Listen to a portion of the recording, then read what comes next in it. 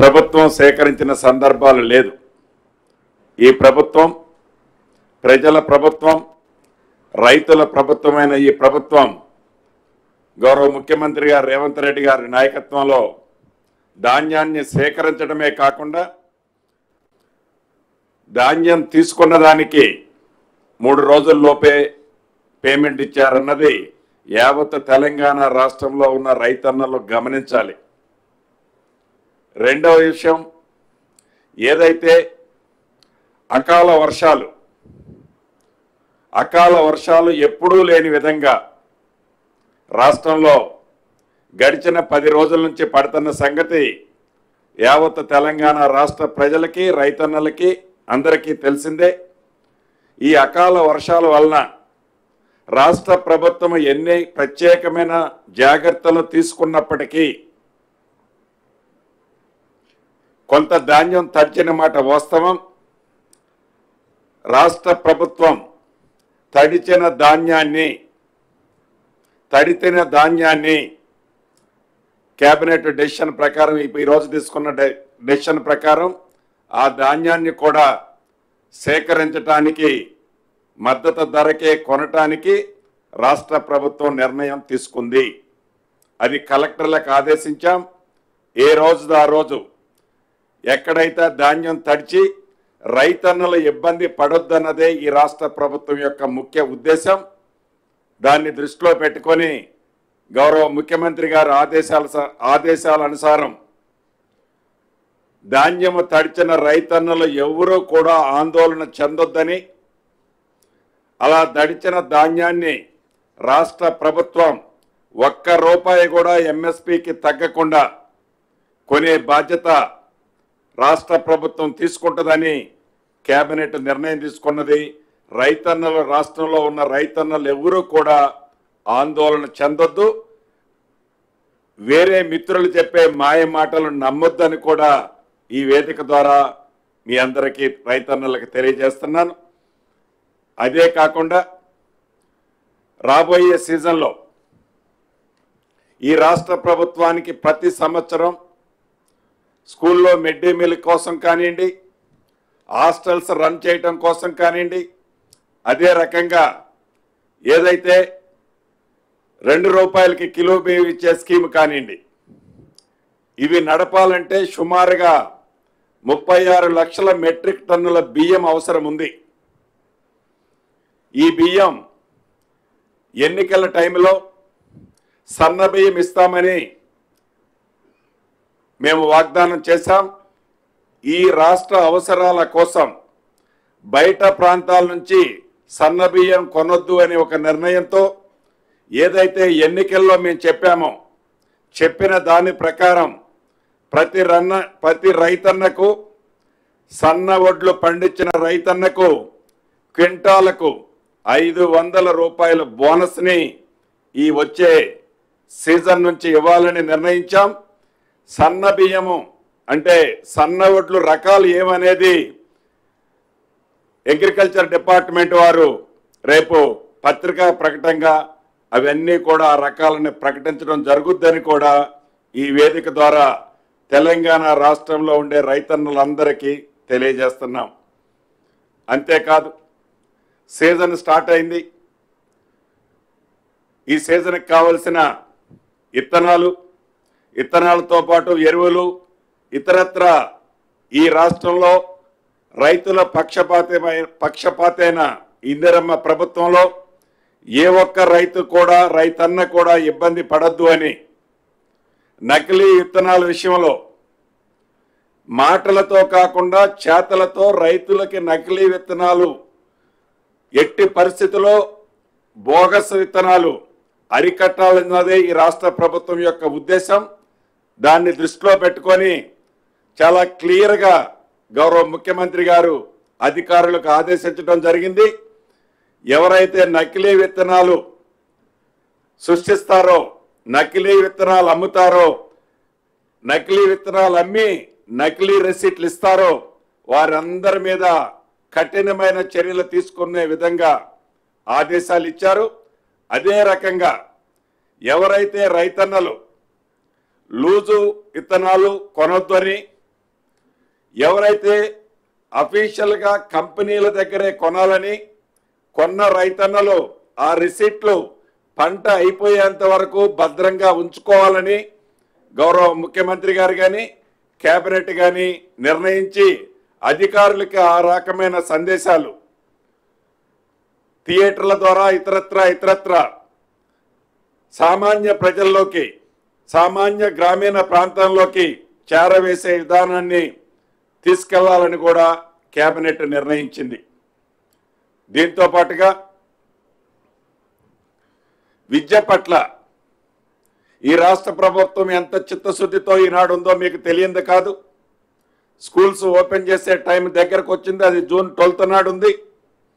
ఈ జూన్ 12 లోపు ఏవైతే అమ్మ ఆదర్శ స్కూల్స్ అని ఈరోజు ఈ రాష్ట్ర ప్రభుత్వం ప్రత్యేక శ్రద్ధ తీసుకొని సుమారు 600 కోట్లు పైగా గ్రామాల్లో ఉండే ఆ కమిటీల అమ్మ ఆదర్శ కమిటీల ద్వారా వారే హెడ్ మాస్టర్ గారు ఆ కమిటీ వారి ఆధ్వర్యంలోనే ఆ స్కూల్స్ మెయింటెనెన్స్ చేసే కాన్సెప్ట్ తీసుకొచ్చి ఇప్పటికే సుమారు ఒక 120 కోట్లు అడ్వాన్స్గా ఇచ్చి ఈ రాబోయే 25 రోజులు నెల రోజుల్లోపు ఈ స్కూల్స్ అన్నీ కూడా మోడర్న్ స్కూల్ లాగా తీర్చిదిద్ది మంచి విద్యకి ఈ రాష్ట్ర ప్రభుత్వం పెద్దపీట వేస్తున్నది.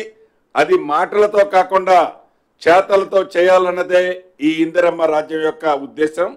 దాంట్లో ప్రత్యేకమైన ఆలోచనతో దానికి ఒక కమిటీని కూడా కాన్స్టిట్యూట్ చేశారు.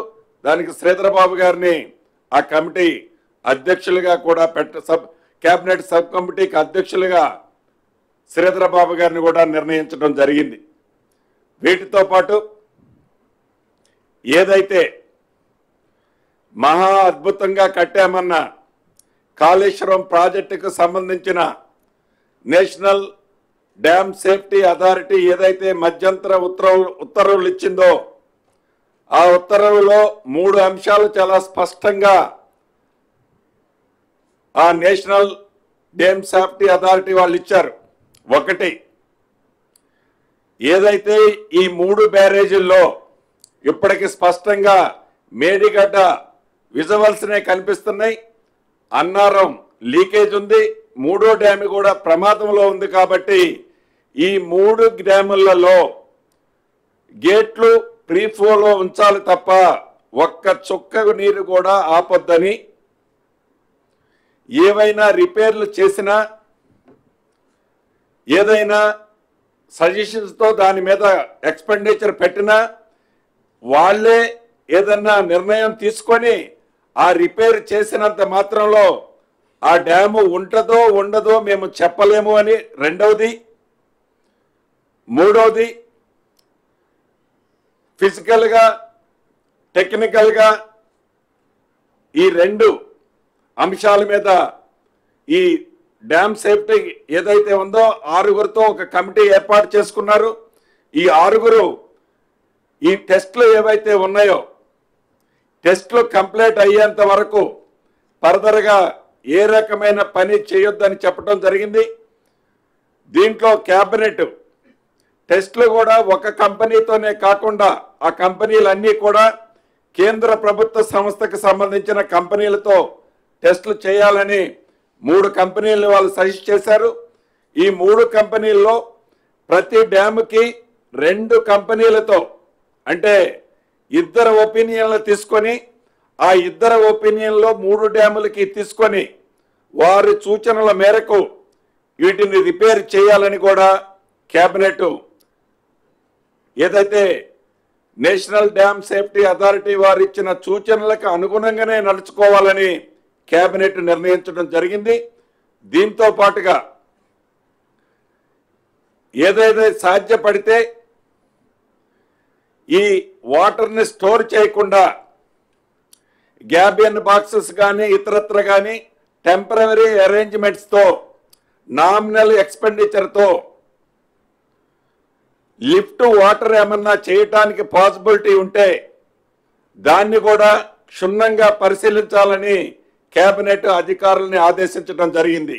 అది కూడా డ్యామ్ సేఫ్టీ అథారిటీ వాళ్ళ సూచనల మేరకు రైతులు ఇబ్బంది పడకుండా ఉండే విధంగా, రైతులకు నష్టం కలగకుండా ఉండే విధంగా ఏ మాత్రం అవకాశం ఉన్నా వారి సూచనలు సలహాల మేరకు టెంపరవరీగా నామినల్ ఎక్స్పెండిచర్తో చిన్న రింగ్ బండి లాంటిది కాకుండా ఈ రాక్తో ఒకటి రాక్ ఫార్మేషన్తో చేసేది ఉంటుంది. దాన్ని ఏర్పాటు చేసి దాంతో చేయడానికి ఫీజిబిలిటీ ఉంటుందేమో అని ఒకసారి స్టడీ చేయమని చెప్పడం జరిగింది. దానికి మెయిన్ ఉద్దేశం ఈ రాష్ట్ర ప్రభుత్వం గత ప్రభుత్వం ఏదైతే ఖర్చు పెట్టిందో ఆ ఖర్చు పెట్టిన డబ్బు వృధా పోకుండా ఉండే విధంగా ఏ మాత్రం అవకాశం ఉన్నా నిపుణుల సూచనల మేరకు దాన్ని టెంపరరీ అరేంజ్మెంట్స్ చేసి నీటి రైతన్నలకు ఇవ్వాలన్నదే ఈ రాష్ట్ర ప్రభుత్వం యొక్క ముఖ్య ఉద్దేశం. వీటితో పాటు మిగతా అనేక అంశాలు చర్చిస్తూ తెలంగాణ రాష్ట్రాన్ని ఇచ్చింది ఆనాడు శ్రీమతి సోనియా గాంధీ గారు, కాంగ్రెస్ పార్టీ. తెలంగాణ రాష్ట్రాన్ని ఇచ్చి 10 సంవత్సరాలు అయింది. రేపు జూన్ 2 వస్తే 10 సంవత్సరాలు కంప్లీట్ అవుతాయి. కేబినెట్లో గౌరవ ఉప ముఖ్యమంత్రి గారు బట్టి విక్రమార్క గారు ఒక తీర్మానం చేయటం జరిగింది. ఏదైతే ఆనాడు శ్రీమతి సోనియా గాంధీ గారు కాంగ్రెస్ పార్టీ తెలంగాణ రాష్ట్రాన్ని ఇచ్చి 10 సంవత్సరాలైన ఈ సందర్భంలో తెలంగాణ రాష్ట్రంలో కొత్తగా వచ్చిన ఈ తెలంగాణ రాష్ట్రానికి మొట్టమొదటిసారిగా కాంగ్రెస్ ప్రభుత్వం రాష్ట్రంలో అధికారంలో వచ్చిన సందర్భంగా ఆనాడు తెలంగాణ ప్రజల ఆశయాలను 6 దశాబ్దాల తర్వాత ఇచ్చిన ఆ సోనియమ్మని ఒక మంచి కార్యక్రమం ఇక్కడ ఏర్పాటు చేసి రాష్ట్ర అవతరణ దినోత్సవాల సందర్భంగా ఒక అద్భుతమైన కార్యక్రమాన్ని ఏర్పాటు చేసి శ్రీమతి సోనియా గాంధీ గారితో పాటు రాష్ట్రంలో అనేక మంది ఆనాడు రాష్ట్ర సాధన కోసం రాష్ట్రాన్ని తెచ్చిన దాంట్లో చాలా మంది పెద్దలు ఉన్నారు. వారందరినీ పిలిచి ఒక మంచి పబ్లిక్ మీటింగ్ లాగా ఏర్పాటు చేసి దాంట్లో వారిని సన్మానించాలి అని, ఈ సన్మానించటం కోసం కేంద్ర ఎన్నికల సంఘానికి లెటర్ రాయాలని కేబినెట్లో నిర్ణయం తీసుకోవటం జరిగింది. చివరగా తెలంగాణ ప్రజలకి, తెలంగాణ రైతన్నలకి ఒకటే చెప్పదలుచుకున్నాం. ఈ రాష్ట్రం ఏర్పడిన తర్వాత ఈ ప్రభుత్వం, ఈ ఇందిరమ్మ ప్రభుత్వం మీ ప్రభుత్వం, ప్రజల ప్రభుత్వం, ప్రజల కోసం చేసే ప్రభుత్వమే తప్ప ఇంకొక ఉద్దేశం ఈ ప్రభుత్వానికి లేనే లేదు.